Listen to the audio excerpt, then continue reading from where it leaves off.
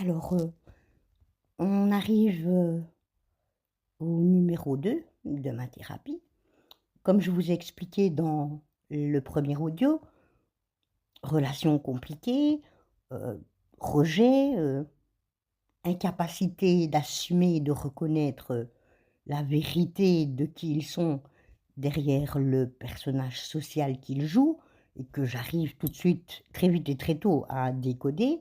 Quand je finissais par leur en parler et que, ça se passe toujours très, très mal, ben, je finis par être rejetée et ça, je l'ai compris et donc qu'est-ce qui s'est passé? Et je veux dire, c'est un peu de manière inconsciente, mais de manière quand même consciente parce que j'ai eu ce besoin de tout analyser, tout comprendre, tout garder, tout réévaluer. D'entrée, j'explique qui je suis et que j'ai facile à décoder les gens. Mais lorsque je le capte, je ne le fais plus remarquer que je l'ai capté. Mais dès qu'ils sont plus là, eh bien, de manière inconsciente, parce que c'est après, en faisant une rétrospective sur le passé, que je le capte, ben, je vais aller regarder des vidéos là-dessus, des vidéos qui parlent de ci, je vais aller réécouter un audio que j'avais fait qui dit ceci ou cela et vous allez remarquer, parce que c'est ça qu'on va partager ensemble, que de manière inconsciente, mon intuitivité, elle a compris très vite, très tôt, qu'ils étaient vraiment, ce qu'il fallait éviter, ce qui allait se passer dans le futur, ce qui allait arriver. Parce que quand je mets tout dans une boîte et que je regarde les choses comme un spectateur d'une situation qui a été vécue, je vois les choses différemment, je comprends tout différemment. Mais non, ça se passe pas comme on me l'a dit. C'est pas ça qui s'est passé. L'autre ne parle que de lui. Eh oui, et c'est vous qui allez capter la vérité sur tout ça. Petit à petit, et j'y faisais pas attention, en sachant très bien qu'à un moment donné, ça allait déborder, hein, mais bon, ça c'est notre connerie humaine. Non, non, notre capacité à, se distancier de la souffrance par le déni, hein. Je me suis pas levée un matin en disant: «Tiens, je vais oublier toutes les merdes que je vis, comme ça va aller» et ma thérapie là, maintenant, j'en ai besoin et c'est ça. Je vais, avec vous, partager toute l'analyse de chaque interaction sociale, relation que j'ai fait sur les 2 années qui viennent de passer et vous allez voir, en retournant un petit peu dans le passé, une semaine après semaine, ce que je fais, ce que je visionne, ce que je laisse comme audio vocal, ce que j'écoute comme musique, ce que je regarde comme vidéo, ce que j'envoie comme message. Et c'est exactement ce qui va arriver 2-3 jours après, et puis 15 jours après, et puis un mois après. Et ça va se terminer de manière où je vais pouvoir, avec tout ce qui s'est accumulé comme info personnelle sur les mois qui viennent de s'écouler où j'étais en relation, en lien relationnel avec la personne, va décoder, va expliquer la réalité sur, ben, comment ça s'est terminé, ben, ça explique tout. J'ai tout ce qui j'avais tout ce qu'il fallait. Dans les mains, j'avais la clé de tout ce qui allait arriver, de manière consciente, de manière pertinente, puisque je le laisse en vocal, je le regarde en vidéo et à aucun moment, il y a ce percutage de conscience qui me dit: «Mais putain, intuitivité, voilà ce qui est en train de t'arriver. C'est pas je regarde une vidéo là-dessus parce que j'ai envie. Pourquoi tu regardes ça? Mais parce que tu es en train de le vivre. Ton intuition, elle t'envoie vers ça. Alors il faut qu'on putain de merde qu'on écoute notre putain de sixième sens. Et moi encore pire parce que je suis hypersensible et empathe. Et on a cette capacité. Et je le sais que j'ai cette capacité. Et je le vois, et je le prouve, et je le dis, et je le montre. Et je l'applique pas. Je continue à laisser faire pour avoir accumulé toutes les preuves. Et bien maintenant, je vais vous les partager, vous allez voir. Et c'est assez déconcertant. Ce qui est aussi très déconcertant, c'est les répétitions de schémas, que ça aussi, je vais pouvoir prouver.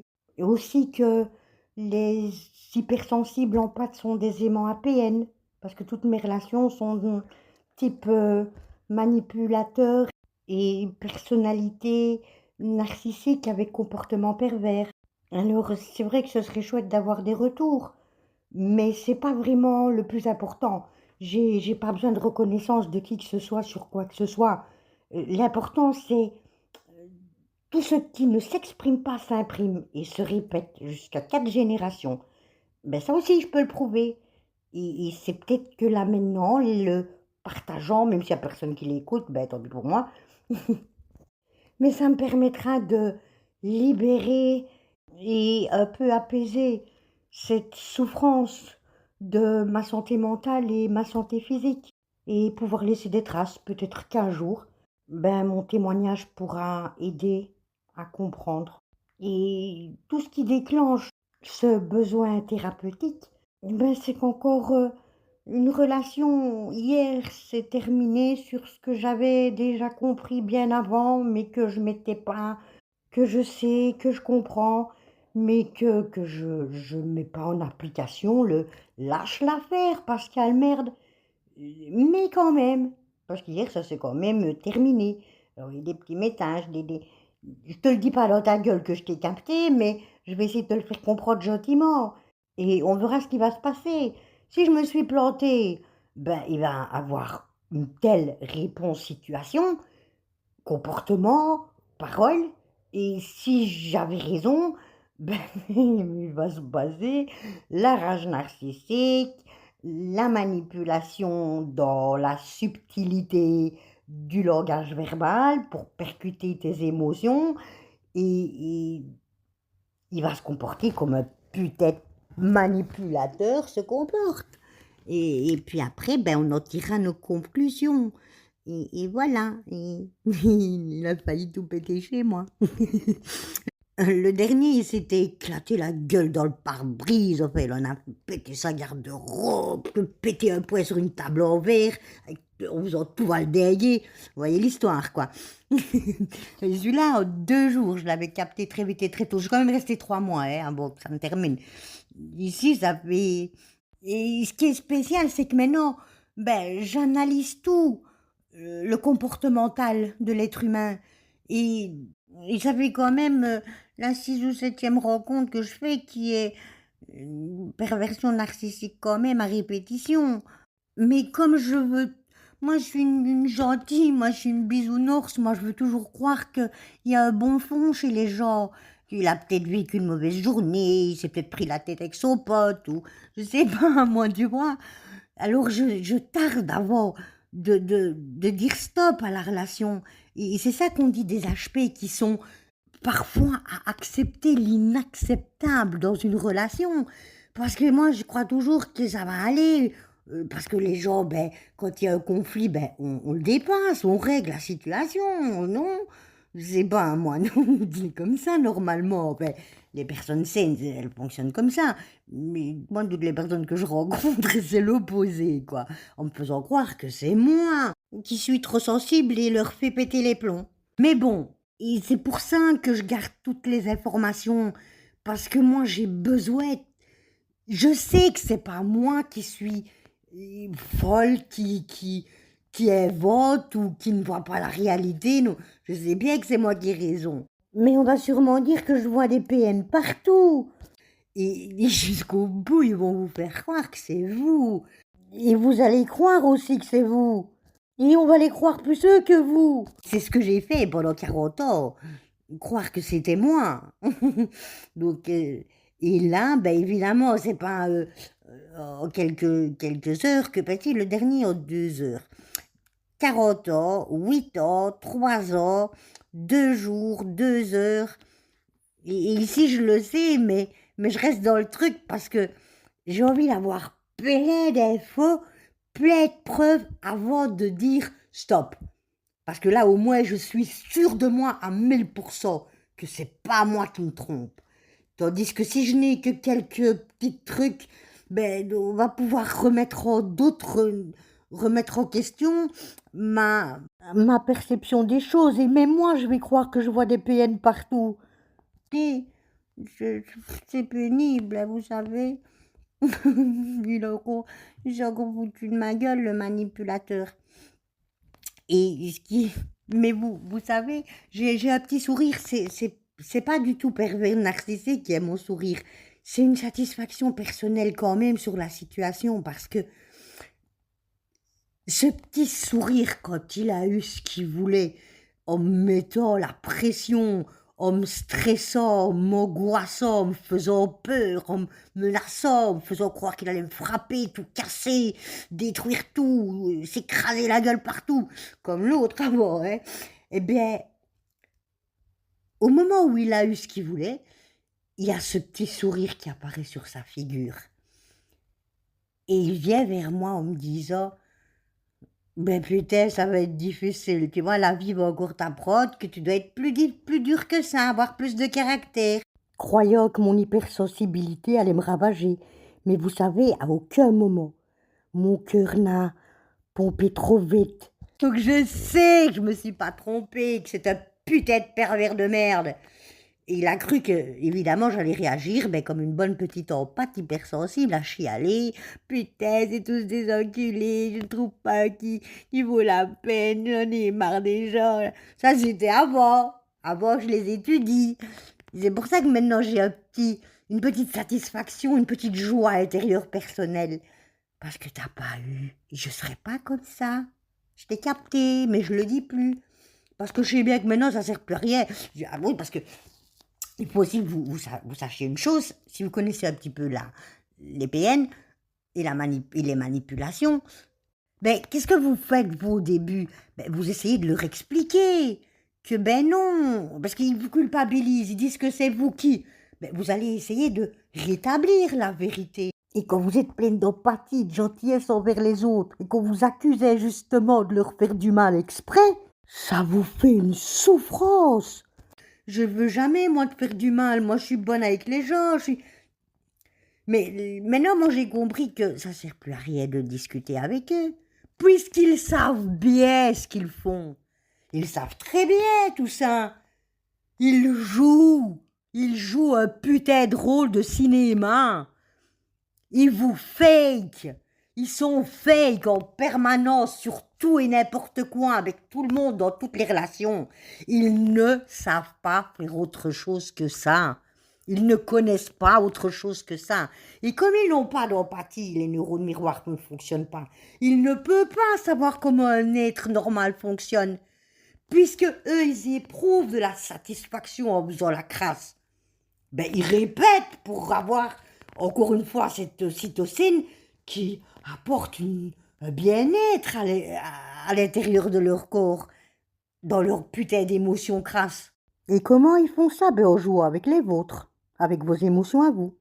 Ils ne peuvent pas se mettre à la place de l'autre avec ces putains de neurones miroirs, cette empathie, cette résonance émotionnelle avec l'autre et son affectivité.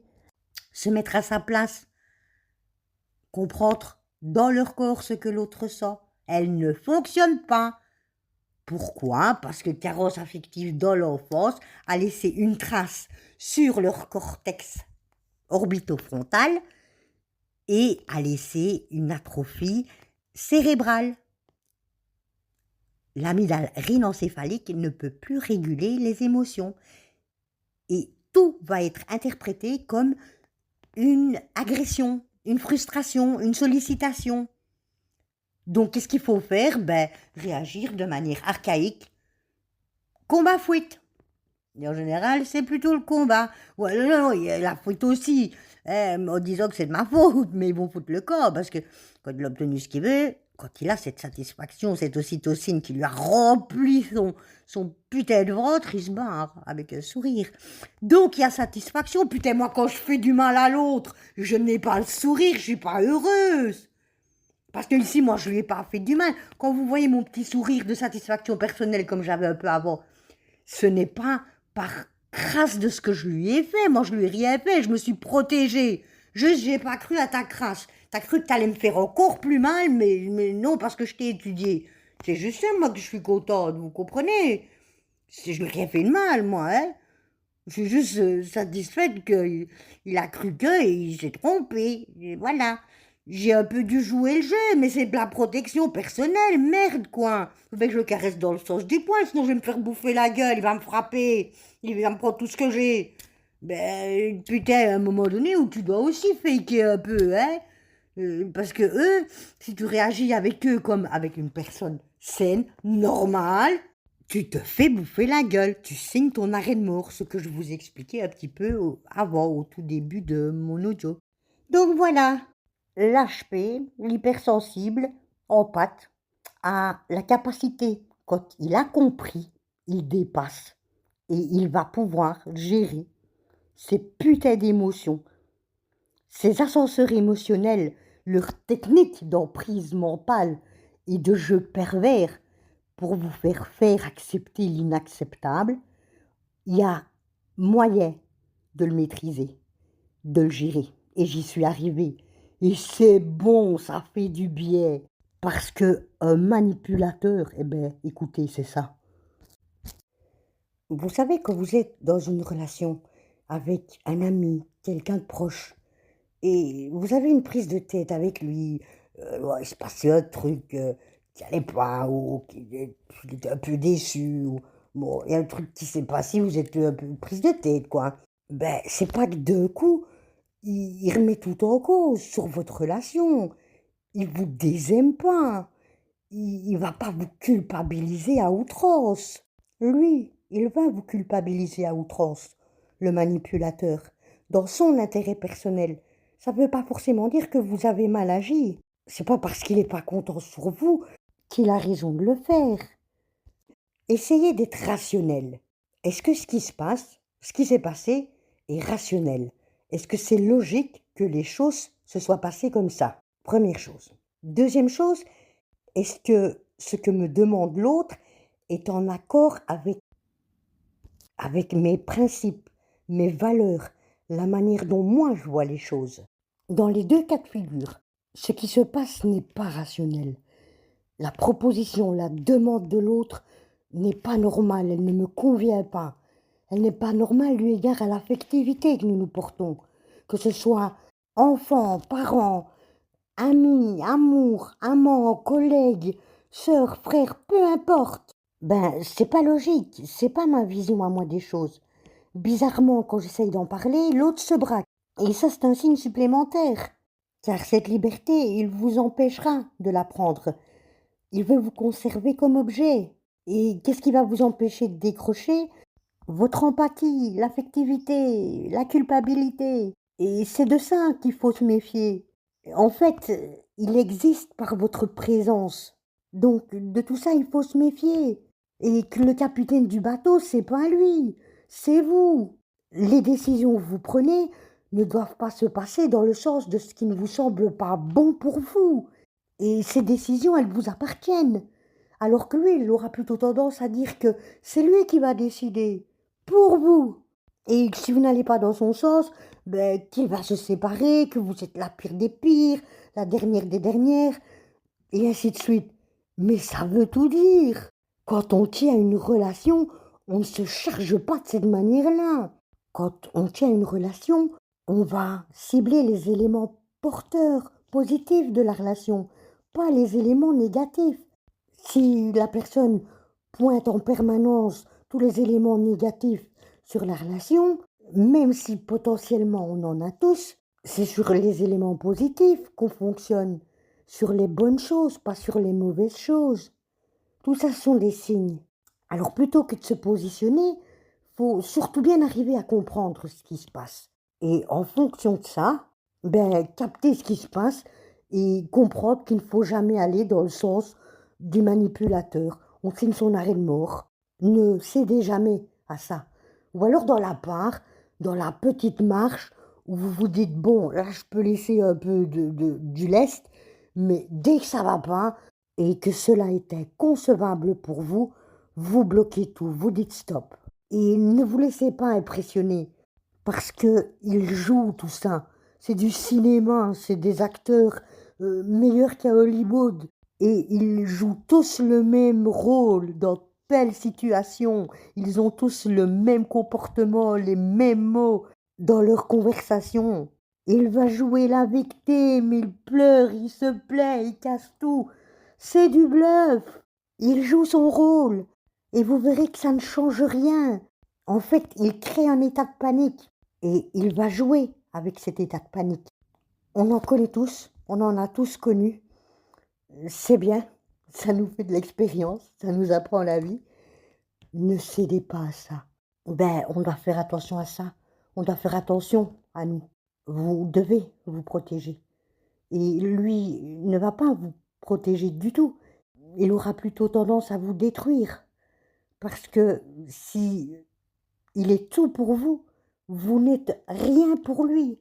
Vous n'êtes qu'une béquille sur laquelle il se repose, qui lui donne une consistance et qui lui permet d'exister.